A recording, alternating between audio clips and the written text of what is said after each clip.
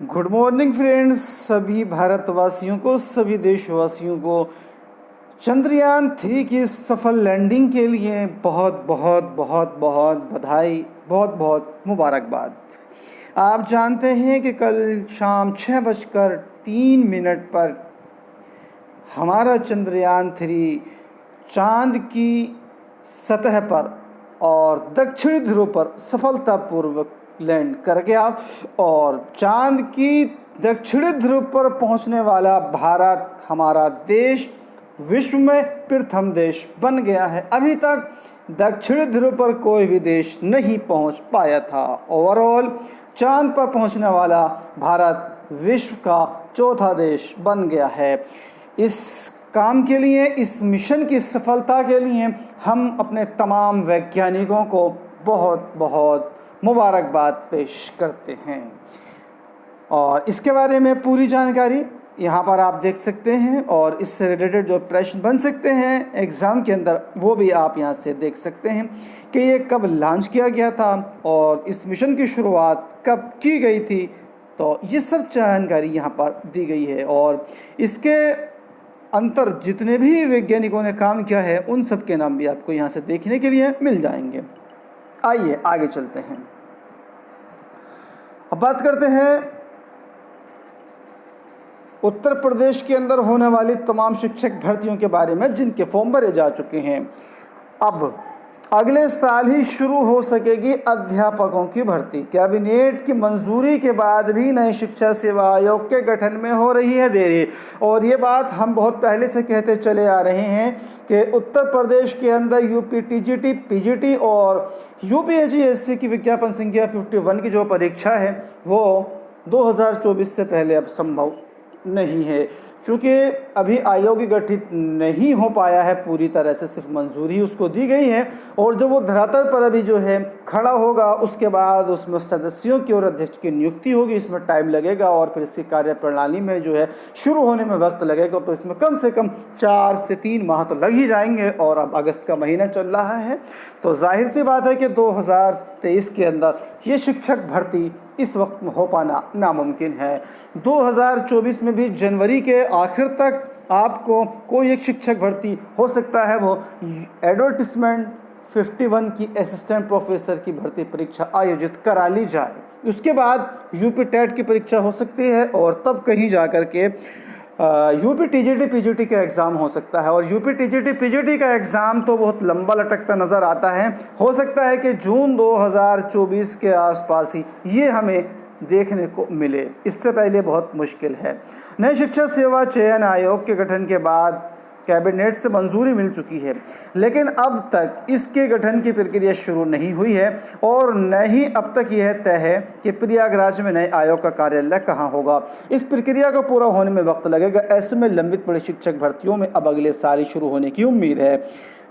प्रदेश के अशासकीय सहायता प्राप्त महाविद्यालयों में विज्ञापन संख्या 51 के तहत असिस्टेंट प्रोफेसर के 1017 पदों पर भर्ती नए शिक्षा सेवा चयन आयोग के गठन के इंतजार में 1 साल से अधिक का समय हो गया है।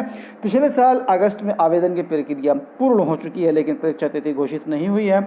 आवेदन कर चुके 1,14,000 अभ्यर्थियों को भर्ती होने का इंतजार है।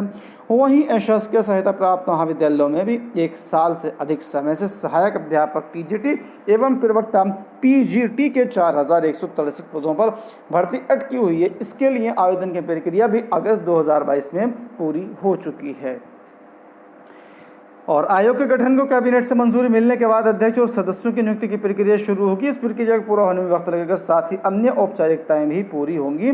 प्रयागराज में इसका मुख्यालय कहां होगा ये भी क्लियर अभी नहीं है, इसमें भी वक्त लगेगा। वहीं दूसरी तरफ उत्तर प्रदेश लोक सेवा आयोग द्वारा आयोजित जीआईसी लेक्चरार भर्ती में एक अहम मामले में हाई कोर्ट ने इस पर जो है वो फटकार लगाते हुए टिप्पणी एक ज़बरदस्त की है कि भर्तियों के मामले में सटीक योग्यता का विवरण दें यूपीपीएससी हाई कोर्ट ने प्रवक्ता पद पर भर्ती के मामले में याचिका को खारिज करते हुए की है टिप्पणी। मामला ये है कि आयोग विज्ञापन में पूरी तरह से जो है वो योग्यता की बात नहीं करता है और इस भ्रम में बहुत से साथी जो हैं वो आवेदन कर देते हैं और वो एग्ज़ाम पास भी कर लेते हैं, लेकिन कई स्टेप में बिना बताए ही आयोग उन का परिणाम रोक देता है और आगे की जो उनकी प्रक्रिया होती है वो नहीं कर पाता है। और दोस्तों एक और बड़ी अपडेट है कि इलाहाबाद हाई कोर्ट में एक याचिका दायर की गई है जिसमें कहा गया है कि बीएड डिग्रीधारियों को सीटेट परीक्षा देने से रोका जाए। जी हाँ, क्या अब सीटेट की परीक्षा भी नहीं दे पाएंगे बीएड डिग्रीधारी? बीएड डिग्री धारकों की प्राथमिक स्कूल में नियुक्ति का विवाद थमने का नाम नहीं ले रहा है। सुप्रीम कोर्ट के निर्णय के बाद अब शिक्षक पात्रता परीक्षा से बीएड डिग्री धारकों को बेदखल करने की मांग की है। इसके लिए एक याचिका दायर की गई है। याची शकील खान की याचिका पर न्यायमूर्ति विकास बुधवार की कोर्ट में सुनवाई चल रही है।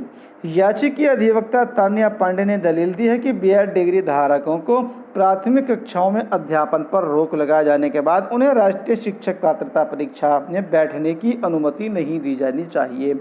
जो बीएड डिग्रीधारी 20 अगस्त को परीक्षा में शामिल हुए हैं उनके परीक्षा परिणाम को रोक दिया जाए। जी हाँ, ये एक बड़ी अपडेट है कि जो बीएड अभ्यर्थी सीटेट परीक्षा 2023 में 20 अगस्त में बैठे हैं, क्या उनका परिणाम जारी नहीं हो पाएगा? इसके लिए भी इस याचिका में बात की गई है। इसमें दो बातें हैं कि बीएड डिग्रीधारियों को सीटेट परीक्षा में न बैठा जाए। कौन सी? पहली से 5वीं तक की जो सीटेट की परीक्षा होती है उसके लिए।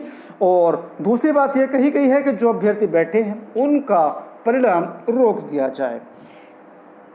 और यहाँ भी इसी चीज़ को प्रमुखता दी गई है। सीटेट से बीएड धारकों को बेदखल करने की मांग, हाई कोर्ट में याचिका दाखिल।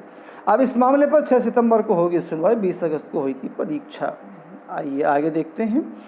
और एक और बड़ी अपडेट है कि अब बोर्ड की परीक्षाएं वर्ष में 2 बार होंगी। कक्षा 10 और कक्षा 12 की जो बोर्ड परीक्षा हैं वो अभ्यर्थी अब वर्ष में 2 बार दे सकेंगे। लेकिन ये पूरी तरह से समय की बर्बादी है।